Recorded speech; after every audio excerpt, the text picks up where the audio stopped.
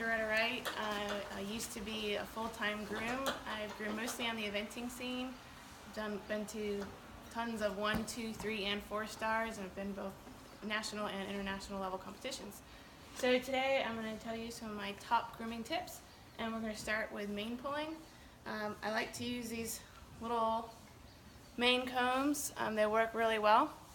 So you just come around to the side of the horse here, and you can start back by the withers or up by their ears, whichever you prefer, and it's sort of where it helps to know your horse and what your horse likes. Sometimes they're a bit more sensitive down here, and they also tend to be a bit sensitive up here, so you might actually start in the middle. It just depends.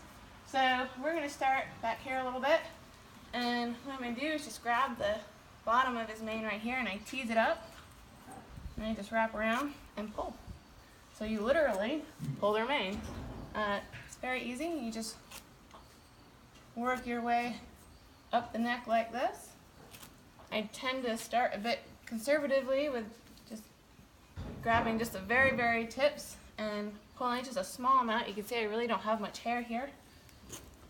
And I'll go up the neck, and then if I decide that it still needs to be a little bit shorter, I'll just start the process over again. This is also a great thing if you have a young horse that's not super excited about having their mane pulled, or a horse that just doesn't like it in general. You might just do this every day before you get on. So a little bit at a time. You don't have to do a whole lot at once. It's less painful for them. And if you keep it up, it makes the job easier in general because you're done with it on a daily basis, first letting it grow out and then having a big project to do to get their mane pulled. So that's one of the really most helpful things, is to keep up with it on a regular basis. So now the length just depends on your mane and how many braids you want to put in. So if you have a really thick mane, you might leave it a little bit longer so that you can actually braid it, because if it's really thick and it's really short, it's hard to get them into those little braids. But if you have a thinner mane, you can go a little bit shorter. Of course, the shorter it is, the more braids you're going to have. So if you want to put in a lot of braids, then you can go ahead and make your mane about 3 or 4 inches long. Probably 4 to 5 inches if it's a really thick mane. It's the longest I go. I think the shortest I've ever gone is 3 inches because I want to make sure I have enough hair to braid with.